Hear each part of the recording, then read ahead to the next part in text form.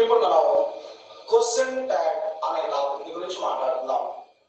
Question tag ఇక్కడ మనకి question tag routine life లో కూడా మనం ఈ క్వశ్చన్ ట్యాగ్స్ ని ఎక్కువగా వాడుతూనే ఉంటాం. whether we speak English or Telugu, whatever the language is, మనం ఇంగ్లీష్ మాట్లాడుతున్నా తెలుగు మాట్లాడుతున్నా ఈ క్వశ్చన్ ట్యాగ్స్ అంటే the shortest form of the question. Question tag means the shortest form of the question. ఎందుకంటే అన్ని సందర్భాల్లో మనం ఒక క్వశ్చన్ అన్నప్పుడు దాన్ని లెంగ్తీగా మనం మాట్లాడకూడదు. ఉదాహరణకు ఎవరైనా అతనికి ప్రమాదం జరిగింది అన్నారు, వెంటనే మనం అతనికి ప్రమాదం జరిగిందా అని మనం అడగప్పుడు తెలుసులేంది, అప్పుడు మనం ఏమంటాం నిజమా అన్నా. ఆ బ్రీఫ్ గా మనం మాట్లాడేటువంటి విధానాన్ని క్వశ్చన్ ట్యాగ్ కనిపిస్తుంది. ఇది చాలా ఉపయోగం. Not only examination point of view, మన రొటీన్ లైఫ్ లో కూడా ఇంగ్లీష్ తో సంబంధం ఉన్నంత వరకు వీటిని మనం చాలా జాగ్రత్తగా తీసుకుంటాం. ఇప్పుడు వాటి గురించి మనం చాలా క్లియర్ గా డీటెయిల్ గా తెలుసుకున్నాం. ఈ క్వశ్చన్ ఇక్కడ మనం రాసిన హెడ్డింగ్ లో క్వశ్చన్ ట్యాగ్ అనేది. ఇప్పుడు దీన్ని నేను 2 పార్ట్స్ గా డివైడ్ చేస్తాం. First part is this is question, second one is tag. Just question tag మొత్తం ఒకటే హెడ్డింగ్. అయితే ఇప్పుడు మనం అర్థం చేసుకోవడానికి దాన్ని ఎలా డివైడ్ చేశాము?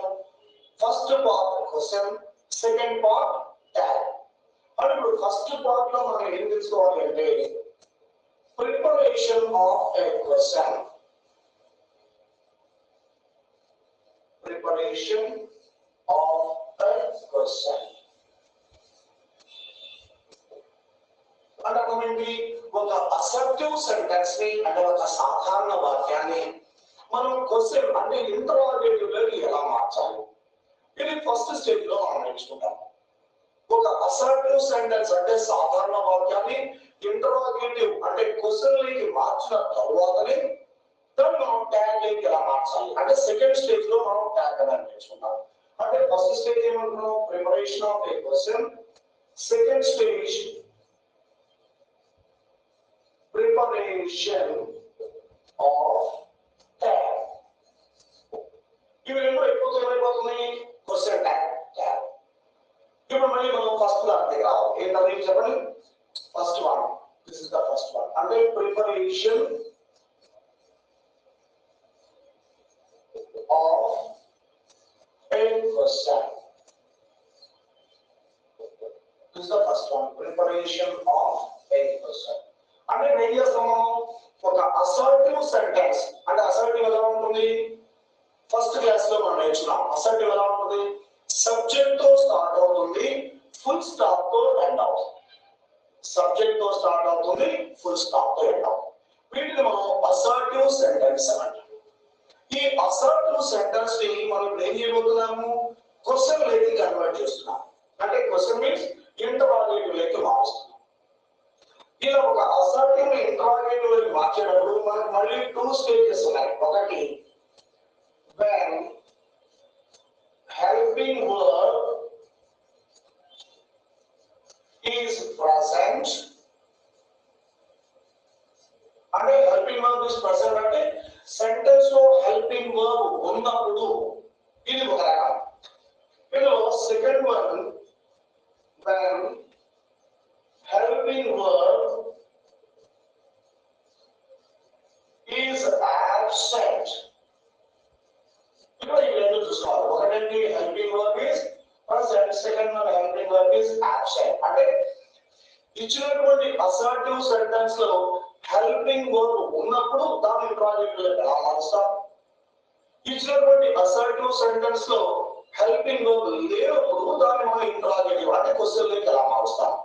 ఇప్పుడు మనం దీన్ని తీసుకోవాలి. ఫస్ట్ వన్ ఏంటది? when helping verb is present. when helping verb is present.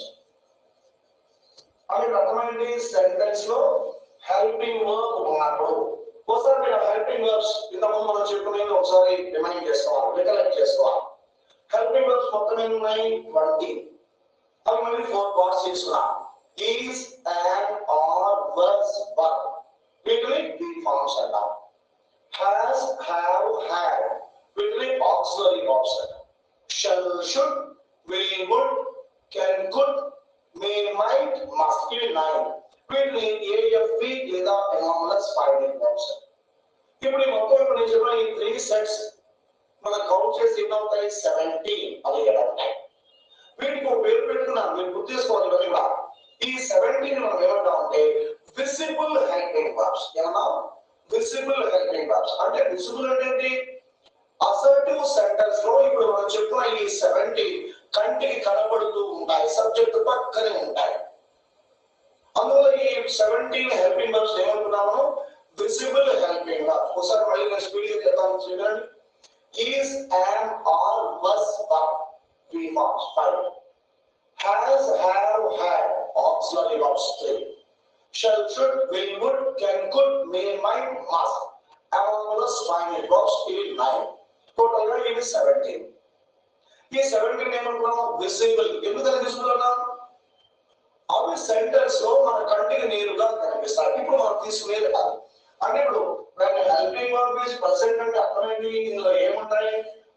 Visible ఏముంటాయి? విజిబుల్ హెల్పింగ్ వర్బ్స్ కనిపిస్తున్నాయి. ఆ 17 ఉంటాయి. ఇప్పుడు హెల్పింగ్ వర్బ్ సెంటెన్స్ లో ఉన్నప్పుడు దాన్ని మనం ఇంటరాగేషన్ అంటే క్వశ్చన్ లోకి మనం ఎలా మారుస్తాం అది మాట. ఇప్పుడు ఎగ్జాంపుల్ రాస్తాను చూడండి. He is my brother.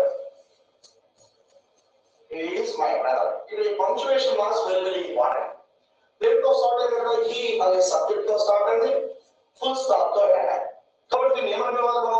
Assertive sentence అంటాం. ఏమంటాం దీన్ని? అసర్టివ్ అంటే సాధారణ వాక్యం అని. ఇప్పుడు మనం ఏం చేస్తున్నాం? ఫస్ట్ స్టేజ్ లో ఈ అసర్టివ్ సెంటెన్స్ ని ఇంటరాగేటివ్ అంటే క్వశ్చన్ లోకి మార్చుతున్నాం. చాలా ఈజీ. హెల్పింగ్ వర్బ్ ఉందా లేదా? రైట్. ఇదివైపు ఈస్ అనే హెల్పింగ్ వర్బ్. ఈ ఇంటరాగేటివ్ మార్చడం చాలా సులభం. ఈ హెల్పింగ్ వర్బ్ తీసుకోవాలి, సబ్జెక్ట్ ముందు రాసి చివరిలో క్వశ్చన్ మార్క్ పెడితే సరిపోతుంది. ఎలా వస్తుంది? Is he my brother?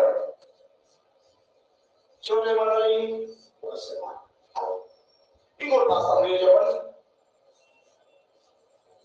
She can do the work.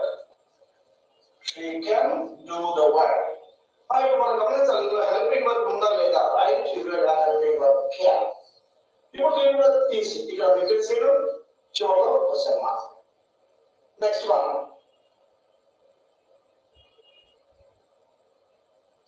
He will come tomorrow. ఈ పంక్చుయేషన్ మార్క్స్ చాలా important. He will come tomorrow. ఇక్కడ మనకు హెల్పింగ్ వర్బ్ కనపడుతుంది. ఏంటది? will.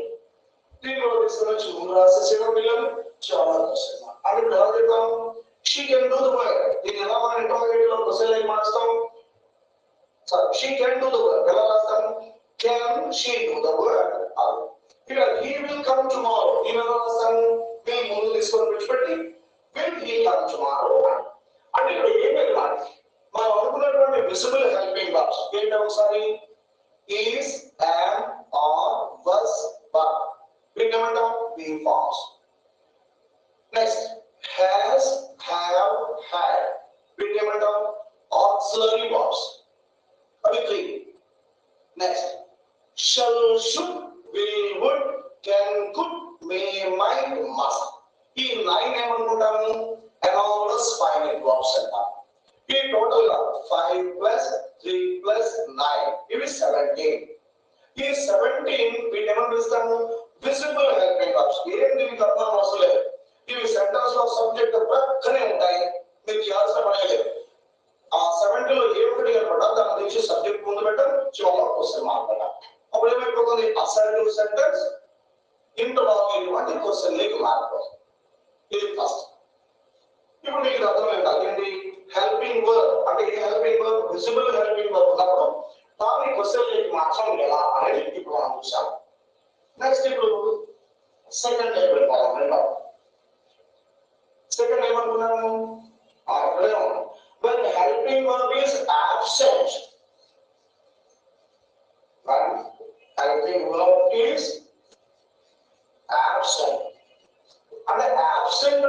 ఏంటి? Not present. అది గుర్తుపెట్టుకోవాలి. హెల్పింగ్ వర్బ్ ఈస్ absent అన్నది అర్థమే కనబడుతుంది. నాట్ ప్రెసెంట్ అంటే సెంటెన్స్ లో అది కనపడడం లేదు అన్నామే కానీ సెంటెన్స్ లో లేదు అనే మాట కలేదు అలా చూద్దాం. కనిపిస్తూ ఉంటుంది. That is helping verb is present. absent means helping verb కనపడడం లేదు అన్నామే వినా సెంటెన్స్ లో హెల్పింగ్ వర్బ్ లేదు అనే మాట మనం మాట్లాడతాం. కాబట్టి మనకి ఏముండాలి? హెల్పింగ్ వర్బ్ ఉంది కానీ కనపడతాం. ఇప్పుడు మనం ఏం చేయాలి? అది ఎక్కడైతే దానికి ఉందో దాన్ని మనం బయటకు తీసుకొని వచ్చి ఆ మొదటి 17 హెల్పింగ్ వర్బ్స్ ఎలా వాడామో అలాగే వాడేస్తాం. చూద్దాం. ఇప్పుడు ఒక ఎగ్జాంపుల్ రాస్తే మీకు క్లియర్ అయిపోతుంది. చూడండి. అంటే ఇప్పుడు ఏమున్నాయి? ఇన్విజిబుల్. ఇన్విజిబుల్ ఇక్కడ వెళ్ళామా? రైట్. Do, does, did. ఈ మొదటి రెండు డూ, డస్ ప్రెసెంట్ టెన్స్ లో ఉంటుంది. డిడ్ పాస్ట్ టెన్స్ లో ఉంటుంది. అది మనకు క్లియర్ గా తెలుసు. ఇప్పుడు ఇక్కడ చూస్తే చూడండి. ఇన్విజిబుల్ హెల్పింగ్ వర్బ్స్ ఉంది 3.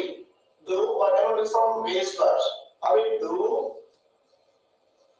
does, third one did. ఈ మొదటి do లేదా does ఇవి ప్రెసెంట్ టెన్స్ లో ఉంటాయి. ఈ did అనేటువంటిది పాస్ట్ టెన్స్ లో ఉంటుంది. అంటే in every present verb we can find either do or does. ప్రతి ప్రెసెంట్ వర్బ్ లో ఏముండాలి? do అన్నా ఉండాలి, does అన్నా ఉండాలి. In every past verb we can find did. మళ్ళీ ఒకసారి ప్రతి ప్రెసెంట్ వర్బ్ లో ఏముండాలి? ఉంటే do అన్నా ఉండాలి, does అన్నా ఉండాలి. ప్రతి పాస్ట్ వర్బ్ లో మనకు did అనేది కాదు. మనం ఫస్ట్ వర్బ్ ఫార్మ్స్ అనే వాటి verb forms not tenses of verbs. Verb forms మనం నేర్చుకునేటప్పుడు ప్రెసెంట్ వర్బ్ లో రెండు రకాలు రాశాం. ఏంటవి? ఎస్ఆర్ఈఎస్ ఉన్నటువంటిది, ఎస్ఆర్ఈఎస్ లేనటువంటి. ఫర్ ఎగ్జాంపుల్ ఇక్కడ మనం చూసామనుకోండి, ఈట్ అలాగే ఈట్స్ ఇవి రెండు ప్రెసెంట్. ఈట్ అన్న ప్రెసెంట్, ఈట్స్ అన్న ప్రెసెంట్. అంటే సెంటెన్స్ లో ఎస్ఆర్ఈఎస్ ఉన్నది ఒకటైతే, ఎస్ఆర్ఈఎస్ లో ఎస్ఆర్ఈఎస్ ఉన్నది ఒకటైతే, ఎస్ఆర్ఈఎస్ లేనటువంటిది ఇవి రెండు ప్రెసెంట్. మరి పాస్ట్ టెన్స్ ఏ చాలా అబ్జర్వ్ చేస్తే ఈజీగా. అంటే ఇప్పుడు మనం చూస్తే ఈట్ అనే దాని చివరలో ఎస్ లేదు. ఇక్కడ ఈట్స్ అనే దాని చివరలో ఎస్. అంటే అర్థమేంటి? ఈట్ అనే దాంట్లో మనకు కనపడకుండానే ఈ డూ అనేటువంటిది లోపల దాగి ఉంది. ఇక్కడ ఎస్ ఎందుకు వచ్చిందంటే ఇందులో డస్ అనేటువంటిది దాగి ఉంది. ఇప్పుడు మనం వీటిని స్ప్లిట్ చేస్తే ఎలా ఉంటుందంటే eat is equal to do plus eat. అలాగే eats is equal to does plus eat. నేను ఫైనల్ కట్ట. ఇప్పుడు ఇక్కడ చూస్తే ఈట్ అనే దాన్ని స్ప్లిట్ చేస్తే ఈట్ లో ఏముంది? 2. కాబట్టి eat is equal to do plus eat. Eats is equal to does plus eat. మరి ఏ అన్న ఏ టెన్స్ లో ఉంది? Past tense. పాస్ట్ టెన్స్ లో ఉన్న ప్రతి వర్బ్ లో ఏముంటుంది? మనకు డిడ్ అనేవాడు. కాబట్టి ఏ పదం ఏముంది? Did. Very good. Did plus ఆ ఏ పదం డిడ్ బయటకు వెళ్ళిపోతే ఇది ఫస్ట్ ఇదే రావాలి. కాబట్టి ఈట్. ఇది మనకు స్పీడ్ గా మనం వాటికి రావాలి. మళ్ళీ ఒకసారి చెప్పాలి. Eat is equal to do plus eat. Repeat చేయాలి అన్నమాట. Eats is equal to does plus eat. Eight is equal to did plus eat. ఇప్పుడు నేను కొన్ని చెప్తాను, మీరు చెప్పగలరా? ఈసారి సింగ్, sings, sang. ఇప్పుడు ఈ రెండు ఫస్ట్ రెండు ప్రెసెంట్, ఇది past. Sing is equal to ఇలాగే do plus sing. Sings is equal to does plus sing. sang is equal to did plus sing. అంటే ఆ స్ప్లిట్ అయిన మనం ఆ ప్రెసెంట్ ఫామ్ మాత్రమే చూడాలి. నెక్స్ట్ ఈసారి right, rights, past tense wrote. Now we will switch here. Write is equal to same like it is only stone. Write is equal to do plus write. Writes is equal to does plus write. Wrote is equal to did plus write. Last one.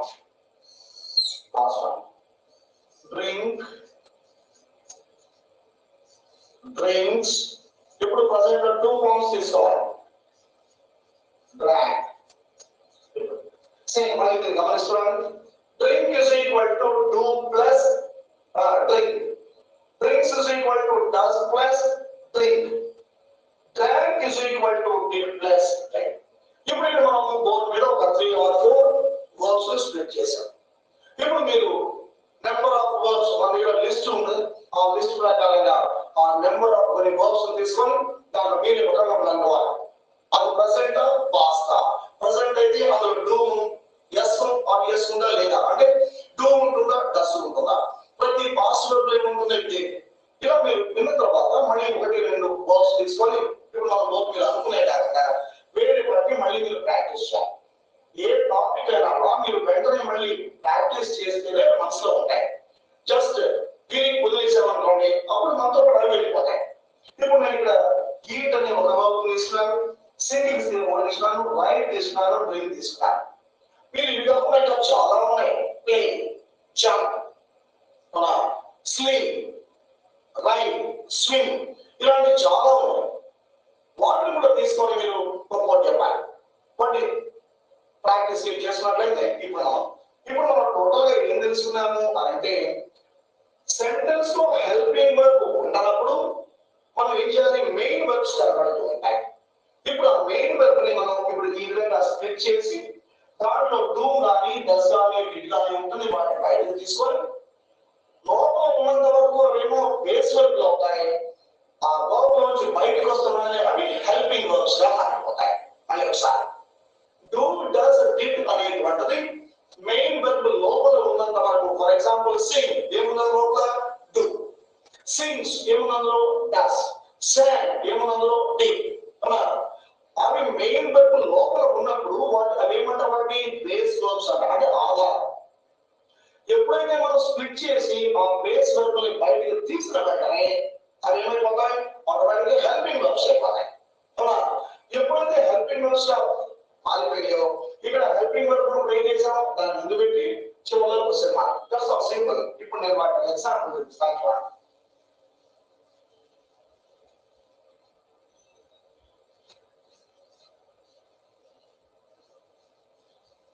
She eats chapatis. She eats chapatis.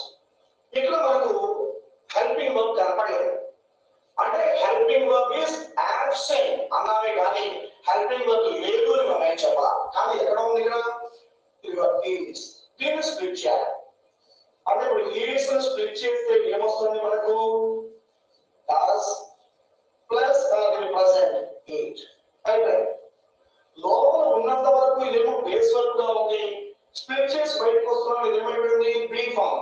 ఇంతకుముందు be forms ఎలా చేశాము, దీన్ని కూడా తీసుకొని దీన్ని ముందు పెట్టడం చూడాలి. అప్పుడు డస్ షీ ఈట్ చపాతీస్ చూడాలి. అయితే ఇది అసెప్టివ్ నుంచి ఇంట్రాగేటివ్ మాత్రమే.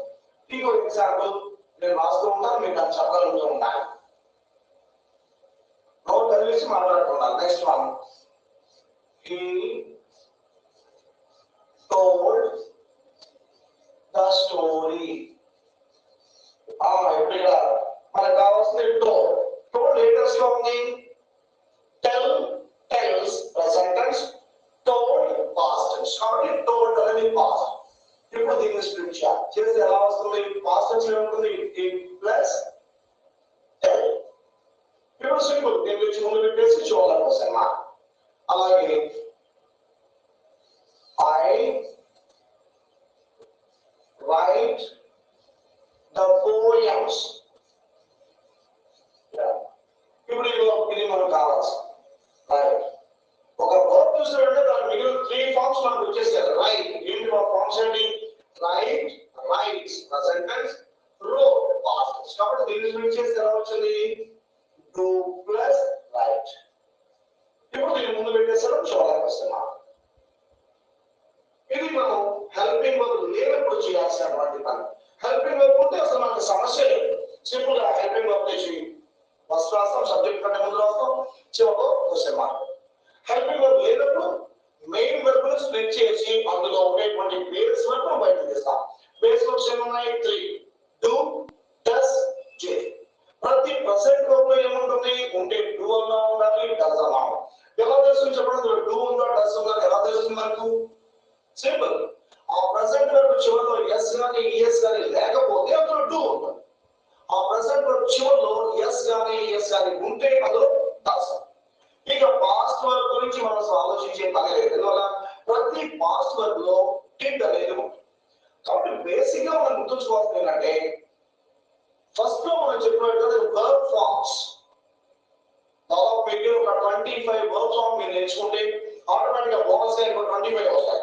50 నేర్చుకున్నారు అనుకోండి ఇంకో 50 బోనస్ గా వస్తాయి. అంటే practice makes the man perfect. Verb forms ఎవరికైతే వస్తాయో వాళ్ళకి ఇంగ్లీష్ వస్తుంది. వర్బ్ ఫార్మ్స్ ఎవరికైతే రావో మెహాట్ చేస్తాయి. There is no other way. Verb forms ఎవరికైతే రావో క్లియర్ వాళ్ళకి ఇంగ్లీష్ రాదు. అంటే ఇంగ్లీష్ లో ఉండేటువంటి ఆ కీ అంతా ఎక్కడ ఉంది? వర్బ్ ఫార్మ్స్ లో. చూసారంటే right this is present verb, this is past verb. Present verb లో దీంట్లో ఎస్ఆర్ఈఎస్ లేదు, దీంట్లో ఎస్ఆర్ఈఎస్ ఉంది. ఇది పాస్ట్ వర్బ్. ఈ రెండింటికి పాస్ట్ పార్టిసిపుల్ ఒక ఆర్డర్ వెంట స్పాంటేనియస్ గా చేసేయాలి. ఆ స్టేట్ కి ఎవరైతే వస్తారో నో డౌట్ వాళ్ళకి ఇంగ్లీష్ వస్తుంది. ఎవరికైతే వర్బ్ ఫార్మ్స్ రావో వాళ్ళకి ఇంగ్లీష్ రాదు.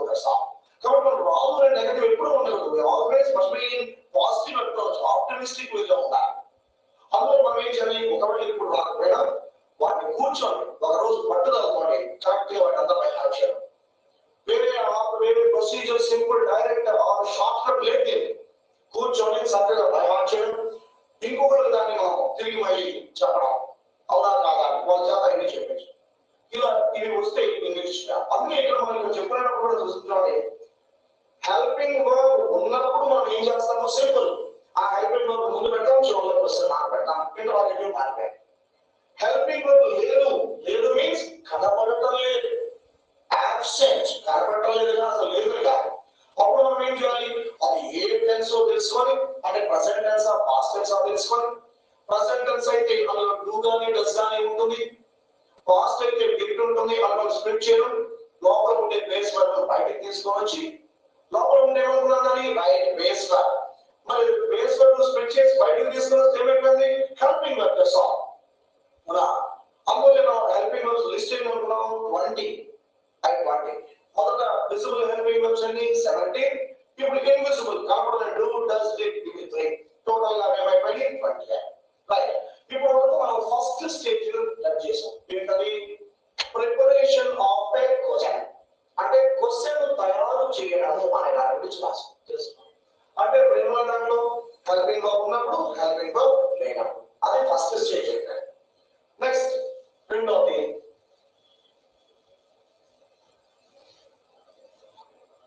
ఇప్పుడు మనం సెకండ్ స్టేజ్ లోకి వస్తున్నాం. దీన్ని ప్రిపరేషన్ ఆఫ్ ట్యాగ్. ఫస్ట్ లో ఏం నేర్చుకున్నాం? ఒక అసర్టివ్ సెంటెన్స్ ని క్వశ్చన్ లేకి అంటే ఇంటరాగేటివ్ లేకి ఎలా మార్చాలి. ఇంటరాగేటివ్ లో మార్చేటప్పుడు ఏమున్నాయంటే మనకు హెల్పింగ్ వర్బ్ ఉన్నప్పుడు, హెల్పింగ్ వర్బ్ లేనప్పుడు. క్లియర్. అంటే ఇప్పుడు మీరు ఏ రకమైన సెంటెన్స్ ఇచ్చినా మీరు దాన్ని ఇంటికి మార్చగలరు, క్వశ్చన్ లేకి మార్చడం అయిపోయింది. క్వశ్చన్ లేకి ఎప్పుడైతే మార్చామో మనం ట్యాగ్ ప్రిపేర్ చేయడం అనేది పెద్ద కష్టం కాదు. దీన్ని సప్లై ద క్వశ్చన్ ట్యాగ్ అంటారు, లేదా ప్రిపరేషన్ ఆఫ్ ట్యాగ్ ఏదైనా తీసుకోవచ్చు. ఈ ట్యాగ్ ఇక్కడ చూస్తే మనం ఒక ట్యాగ్ ఏమి కావాలంటే ఓన్లీ 2 కాంపోనెంట్స్. బాగా వినాలి. ఒక ట్యాగ్ క్వశ్చన్ ట్యాగ్ ఏమి కావాలి? ఓన్లీ 2 కాంపోనెంట్స్, 2 మాత్రమే. అవి ఏంటంటే helping verb, second one pronoun. బాగా వినాలి. ప్రొనౌన్ ఏం కావాలి? క్వశ్చన్ ట్యాగ్ ఏం కావాలి? Helping verb, second one pronoun. అంటే ప్రొనౌన్ కావాలి అంటే అర్థం ఏంటి? Not noun. అంటే నౌన్ అవసరం లేదు అని. నౌన్ అవసరం లేదు అంటే ఒక సెంటెన్స్ లో నౌన్ ఇస్తే మనం ఏం చేయాలి? దాని ప్రొనౌన్ రాస్తాం. సింపుల్. ఉదాహరణకు రామ అని ఇచ్చారు. రామ ప్రొనౌన్ ఏంటి? హి. సీత అని ఇచ్చారు. ఏమైంది? షీ. అంతే. కాబట్టి అక్కడ ఉండేటువంటి నౌన్ ఇస్తే దాన్ని ప్రొనౌన్ తీసుకోవడం. ఎందుకని? క్వశ్చన్ ట్యాగ్ కావాల్సినటువంటి కాంపోనెంట్స్ లేదు. ఏంటవి? Helping verb and pronoun. అంటే మిగతా అన్ని వర్డ్స్ అన్ని మనకు సెంటెన్స్ అవసరం లేదు, మీకేమైనా అవసరం రైట్. చెప్పేటప్పుడు జాగ్రత్తగా స్లోగా ఒక్కొక్క స్టెప్ వైజ్ గా చెప్తాను, స్లోగా. ఇప్పుడు ఇక్కడ ఫస్ట్ మనం ఏం చేయాలి, కానీ ఇంటరాగేటివ్ అంటే క్వశ్చన్ మార్చిన తర్వాతనే ట్యాగ్. ఇప్పుడు ఇక్కడ చూద్దాం. నెంబర్ 1 విధంగా రాసిన ఎగ్జాంపుల్ రాస్తాను. మై ఫ్రెండ్ ఇలా రాస్తాను. దీన్ని ఇంటరాగేటివ్ ఎలా రాస్తాము, దీన్ని ముందు పెట్టేసి ఈజ్ హీ మై ఫ్రెండ్. ఇప్పుడు ఈ క్వశ్చన్ ఏమి కావాలనుకున్నాము, హెల్పింగ్ వర్బ్ ప్రొనౌన్ అంటే ఇవి అవసరము లేదు. అప్పుడు మనకు ఏం మిగిలింది,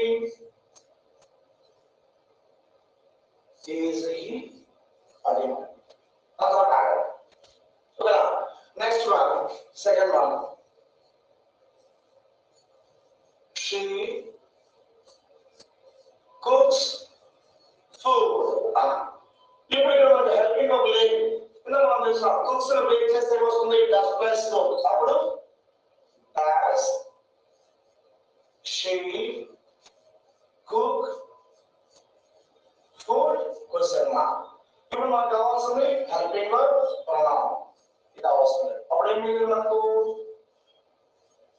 డస్. అదే third example one, she is not sleeping. దీన్ని మనం ఇంటరాగేటివ్ ఎలా రాస్తాము, దీన్ని ముందు పెడితే is she not sleeping. మనకు కావాల్సింది ఫస్ట్ హెల్పింగ్ వర్బ్ ప్రొనౌన్ అంటే ఇది అవసరం. ఇప్పుడు ఏం మిగిలింది మనకు, is she. అంటే దాదాపు మనం క్వశ్చన్ ట్యాగ్స్ అంటే దాదాపు క్వశ్చన్ ట్యాగ్ తయారు చేసేసామా, దాదాపు క్వశ్చన్ ట్యాగ్ తయారు చేసాం. ఇప్పుడు సింపుల్ విషయం చెప్తాను చూడాలి. ఇప్పుడు మూడు రకాలైనటువంటి కర్రీస్, 3 రకాల కూరలు తయారు చేశారు. మన ఇంట్లో మదర్ 3 రకాలైనటువంటి కూరలు తయారు చేశారు. రెడీ అయిపోయింది, మొత్తం టేబుల్ మీద పెట్టేస్తాం. పెద్ద అంటే ఇప్పుడు మనకు వడ్డించాలి. ఇంట్లో అమ్మ ఏం చేస్తా చెప్పండి, వడ్డించే ముందుగా ఆ కూరల 3 రుచి చూస్తుంది, టేస్ట్. దేనికోసం టేస్ట్ చూస్తారు, సాల్ట్. అంటే అందులో సాల్ట్ ఉందా లేదా అనేది క్వశ్చన్. ఇప్పుడు సాంబార్ తీసుకొని చేతిలో పోసుకొని టేస్ట్ చూసినప్పుడు అందులో సాల్ట్ ఉంది, మళ్ళీ ఇప్పుడు సాల్ట్ యాడ్ చేయాలా, అవసరం. మళ్ళీ సార్ ఇంకో కర్రీ తీసుకొని టేస్ట్ చూస్తాం, అప్పుడు అందులో సాల్ట్ వేయాల. ఇప్పుడు ఏం చేయాలి, సాల్ట్ ని యాడ్ చేయాలి. ఈ 2 గుర్తుపెట్టాలి. సదా మనకు అర్థం అవడానికి గుర్తుండడానికి సాల్ట్ అన్నాం. ఇంట్లో కర్రీస్ ప్రిపేర్ చేసినప్పుడు ఏం చేస్తారు, దాన్ని వడ్డించే ముందుగా సర్వ్ చేసే ముందుగా ఏం చేస్తారు, మొదలు వాటిని టేస్ట్ చూస్తారు. ఏ విషయాన్ని టేస్ట్ చూస్తారు, సాల్ట్ ఉందా లేదా. సింపుల్ ప్రాసెస్ ఉంది మనకి. మరి ఆ కర్రీలో సాల్ట్ ఉన్నట్లయితే మళ్ళీ వెళ్తారా, తినలేము. ఒకవేళ అందులో సాల్ట్ లేకపోతే మళ్ళీ యాడ్ చేసుకున్నా శుభ్రంగా. ఇప్పుడు ఇక్కడ ఈ సాల్ట్ అనేటువంటి దాన్ని నాట్ అనుకున్నట్లయితే, కర్రీస్ లో అయితే సాల్ట్, సెంటెన్స్ లో అయితే అదే క్వశ్చన్ టైప్ అయితే నాట్ అనుకున్నట్లయితే మనం గమనించాలి. ఇప్పుడు ఇచ్చినటువంటి ఈ సెంటెన్స్ లో సాల్ట్ ఉందా లేదా, సాల్ట్ మీన్స్ నాట్ ఉందా లేదా చూసుకోవాలి. ఇప్పుడు ఇక్కడ నాట్ ఉందా, హీ ఈజ్ మై ఫ్రెండ్ ఉందా, లేదు.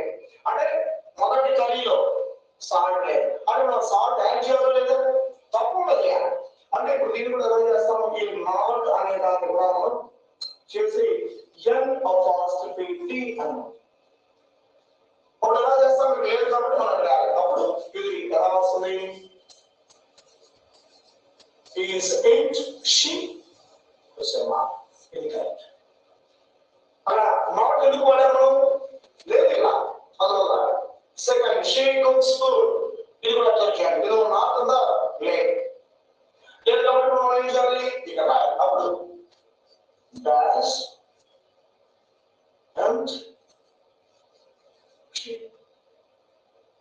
doesn't she question mark.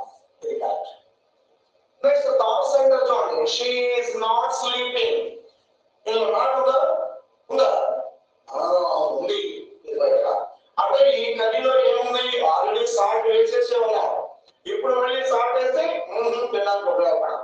అందువల్ల ఇప్పుడు మనం సాల్ట్ వాడాల్సిన అవసరం లేదు. Salt means like not. అప్పుడు ఇక్కడ మనం నాట్ ఉంది కాబట్టి ఇక్కడ వాడాలి. కాబట్టి ఈజ్ షీ ఇదే టైప్. ఇది ఈ క్వశ్చన్ ట్యాగ్ లో ఉండేటువంటి విషయం. అది ఒకసారి preparation of tag. Question tag చేయాలంటే ఏం చేయాలి? ఇంతకుముందు ఇది ఉండాలి, ఇది రావాలి. అంటే అసర్టివ్ సెంటెన్స్ ని క్వశ్చన్ లేక మార్చుకోగలగాలి. మార్చిన తరువాతనే ట్యాగ్ ప్రిపరేషన్ లేదా సప్లై అంటారు. ట్యాగ్ ఏం కావాలి? రెండు కాంట్రాక్ట్స్. ఏంటవి? Helping verb and pronoun. ఇలా చూడండి, ప్రొనౌన్ అంటే అర్థం ఏంటి? నౌన్ కాదు. అంటే నౌన్ వచ్చినప్పుడు దాన్ని దేంట్లో మార్చుకోవాలి? ప్రొనౌన్ లేక మార్చు. ఇప్పుడు నెక్స్ట్ స్టేజ్ లో మనం చూద్దాం. ఇప్పుడు వచ్చేసాం. First example, he is my friend. దీనికి ఫస్ట్ ఏం చేయాలి? క్వశ్చన్ లేక రాసాం. ఈజ్ హీ మై ఫ్రెండ్ రాసాం. క్వశ్చన్ ట్యాగ్ ఏం కావాలి? Helping verb pronoun. కాబట్టి హెల్పింగ్ వర్బ్ ప్రొనౌన్ తీసుకున్నా మొత్తం కొట్టేసాం. Is he. Second one, she cooks food. ఇది రెండు ఉన్నాయి. ఇలా హెల్పింగ్ వర్బ్ లేదు, మనకు తెలుసు, దాన్ని వెయిట్ చేయొచ్చు. అప్పుడు ఎలా అవుతుంది? డస్ షీ కుక్ ఫుడ్ అనొచ్చు. మనకు కావాల్సిన హెల్పింగ్ వర్బ్ ప్రొనౌన్ తీసుకున్నాం, మీకు ఇస్తాం డస్ షీ రాసాం. Third example, she is not sleeping. ఈ ఇంటర్రోగేటివ్, ఈజ్ షీ నాట్ స్లీపింగ్. దాని నుంచి హెల్పింగ్ వర్బ్ ప్రొనౌన్ తీసుకున్నాం, మిగతా ఈజ్. ఇప్పుడు మనం ఫైనల్ గా చెక్ చేస్తున్నాం. అంటే మనం ప్రిపేర్ చేసినటువంటి ట్యాగ్ సప్లై చేసే ముందుగా గుర్తుపెట్టుకోవాలి. ప్రిపేర్ చేసినటువంటి మనం ప్రిపరేషన్ లో ఉన్నాం. సప్లై చేయాలి అంటే దాన్ని ఇచ్చేసేయాలి, వడ్డించాలి. అప్పుడు మనం ఏం చూడాలి? అందులో నాట్ కరెక్ట్ గా ఉందా లేదా అని చెక్ చేసుకోవాలి. అప్పుడు మనం మొదటి దాంట్లో ఉన్న ఇక్కడ నాట్ ఉందా లేదు, అందులో ఇక్కడ మనం నాట్ యాడ్ చేసి తీసి అన్నాం. సెకండ్ దాంట్లో కూడా నాట్ లేదు, అప్పుడు మనం ఏం చేసాము? డజంట్ షీ అన్నాం. Third one, she is not sleeping. ఇది ఇక్కడ నాట్ ఉంది కాబట్టి ఇక్కడ మనం నాట్ యాడ్ చేయాలి. షీ అన్నాం. ఇప్పుడు మనం కొన్ని సెంటెన్సెస్ తీసుకొని వాటిని క్వశ్చన్ ట్యాగ్ లోకి ఎలా మార్చాలి గుర్తుపెట్టుకోండి. క్వశ్చన్ ట్యాగ్ ప్రిపరేషన్ అయిన తర్వాతనే క్వశ్చన్ ట్యాగ్ సప్లై. ఇప్పుడు ఇక్కడ చూద్దాం. First one,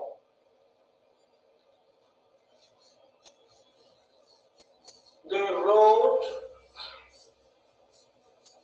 the story. Assertive.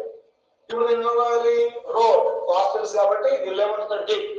కాబట్టి did they write the story. ఇదంతా మనసులో చేసేయాలి. did they write the story. కాబట్టి ఏమవుతుంది? did they నాట్ ఉందా లేదు, అప్పుడు ఏడాలి నాట్ వాడు. didn't they అది ఇది నాట్స్. ఎలా అవుతుంది?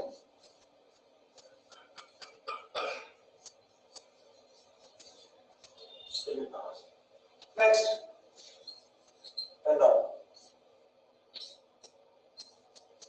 I am not a doctor.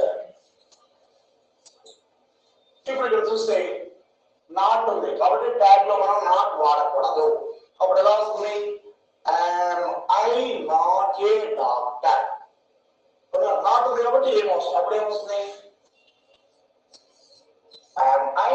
ఇది answer. Next third one, she will not come. ఇందులో నాట్ ఉంది, అప్పుడు మనం ఎవరైనా నాట్ వాడకూడదు కాబట్టి will she అని. ఇది కరెక్ట్. అయితే ఇక్కడ ఒక విషయం గమనించాలి మనం, ఏంటంటే am will వచ్చినప్పుడు నాట్ వాడాల్సిన అవసరం లేనప్పుడు am I అని వస్తుంది. will తర్వాత నాట్ వాడాల్సిన will she. ఇప్పుడు ఇంకోటి వేరే ఇక్కడ నుంచి రాస్తాను. I am a doctor. ఇక్కడ ఏం రాశాను? I am not a doctor అన్నాను, అందువల్ల ట్యాగ్ లో నాట్ వాడాల్సిన పని లేదు, అందువల్ల am I అని రాశాను. ఇప్పుడు ఇక్కడ ఫోర్త్ లో ఏం రాశాను? I am a doctor అన్నా. అంటే ఇచ్చిన అసర్టివ్ సెంటెన్స్ లో ఏం లేదు? నాట్ లేదు కాబట్టి మనం ట్యాగ్ లో నాట్ వాడాలి. అప్పుడు మనం ఏం చక్కగా and I and రాసాం. ప్రాసెస్ ప్రకారం కలిపే యాము ఎంటర్ ఐ రాస్తే దిగుతాం. అప్పుడు మనం రాయాల్సింది ఆరెంజ్ ఐ ఇది గుర్తుపెట్టుకోవాలి.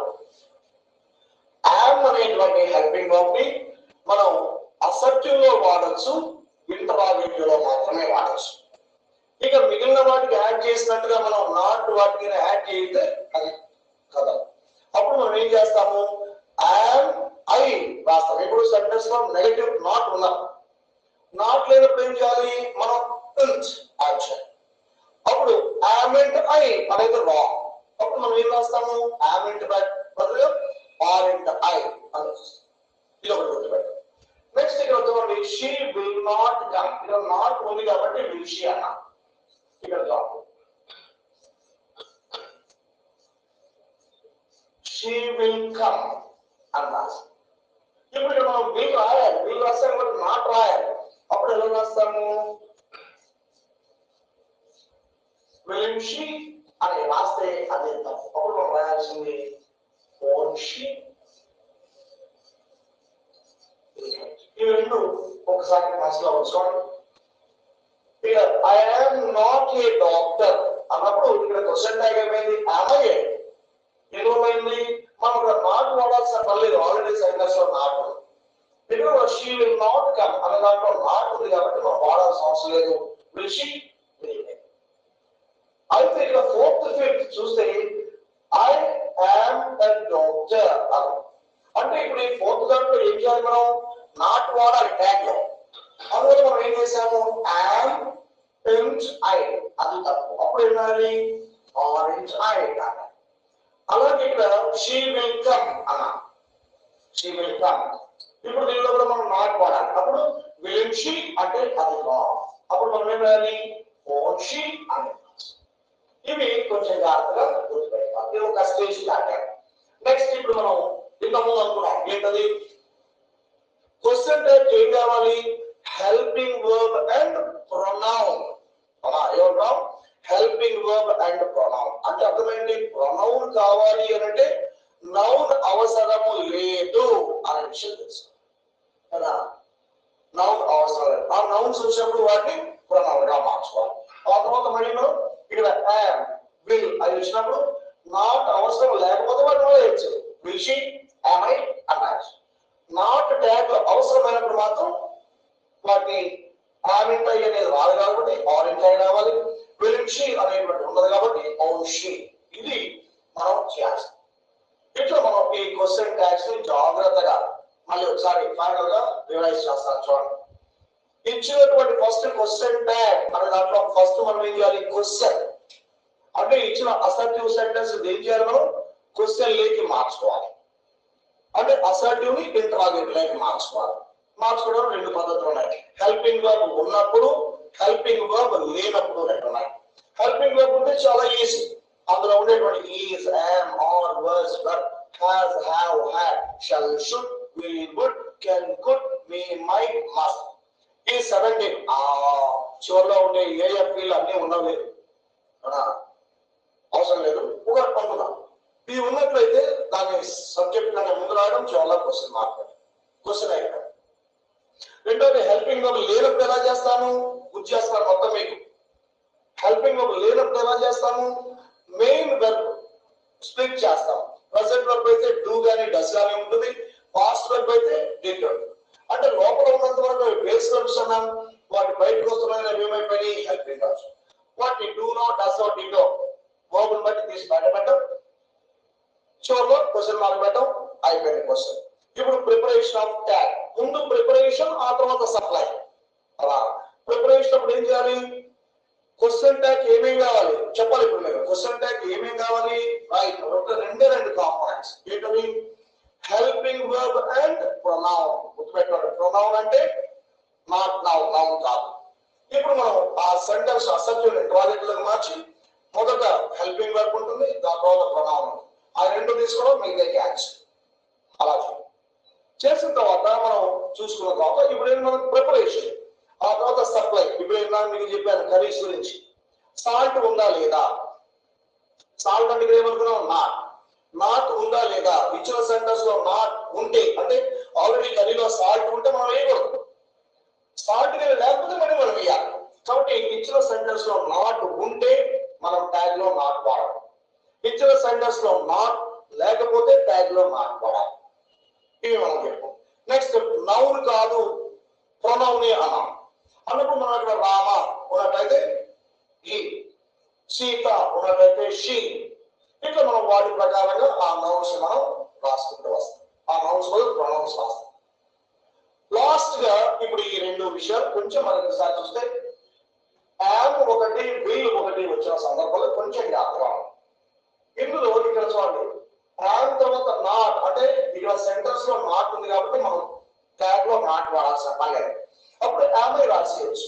ఇక విల్ తర్వాత నాట్ ఉంది అంటే ట్యాగ్ లో మనం నాట్ వాడాల్సిన పని లేదు కాబట్టి విల్ షీ రాయొచ్చు. అయితే ఇక్కడికి వచ్చినప్పటికి ఫోర్త్ వన్ లో ఐ యామ్ ఏ డాక్టర్ అన్నా, అంటే ఇప్పుడు ఇక్కడ నాట్ లేదు కాబట్టి ట్యాగ్ లో వాడాలి. అప్పుడు ఏమైంది? యామ్ ఇన్ టైం అంటే ప్రాసెస్ ప్రకారం. కాబట్టి దట్స్ రాంగ్. అప్పుడు ఏమైనా ఈ సందర్భంలో యామ్ ఇన్ టైం బదులుగా ఆర్ ఇన్ టైం అన్నాయి. నెక్స్ట్ ఇక్కడ వచ్చేప్పటికి షీ విల్ కమ్. ఇప్పుడు ఇక్కడ నాట్ ఉందా? లేదు కాబట్టి ట్యాగ్ లో వాడాలి. ప్రాసెస్ ప్రకారం ఎలా అయింది? విల్ షీ అయింది. విల్ షీ అయింది. That is also wrong. అప్పుడు మనం ఏమైంది? On she. ఇలా జాగ్రత్తగా చెప్పి మళ్ళీ ఒకసారి ఇతర కూర్చొని దాన్ని ఒకసారి రివైజ్ చేసుకొని మరి ఇప్పుడు అన్ని మళ్ళీ ఆలోచన పెట్టుకోవాలి. ఏమేమి ఎలా చేయాలి, ఏమేమి చేయాలి అంటాం. వీటన్నిటికీ ముఖ్యమైన విషయం ఏంటి? ఫస్ట్ వర్బ్ ఫార్మ్స్ వచ్చి ఇవన్నీ ఉన్నట్లయితే వీ కెన్ ఈజీలీ సప్లై. ఇవన్నీ కూడా ఎలా ఉండాలి? క్వశ్చన్ ట్యాగ్ మనం ఏదో మనసులో అంతా అనుకోని పేపర్ మీద రాసుకొని చేయగలదు. సెంటెన్స్ రెండు వెంటనే స్పాంటేనియస్ గా విత్ ఇన్ సెకండ్స్ మీ మనసులో క్వశ్చన్ ట్యాగ్ రావాలి. తెలుగులో మాట్లాడుతున్నా కదా, అవునా నిజమా అంటే నిజమా? సేమ్ అలాగే క్వశ్చన్ ట్యాగ్స్ కూడా మనకి ఇంగ్లీష్ లో అంత స్పీడ్ గా, అంత స్పాంటేనియస్ గా, అంత ఫ్రీ ఫ్లో వచ్చే విధంగా ఉండాలి. ఒకసారి మళ్ళీ రివైజ్ చేసుకుంటే you can easily go through the exercise, right?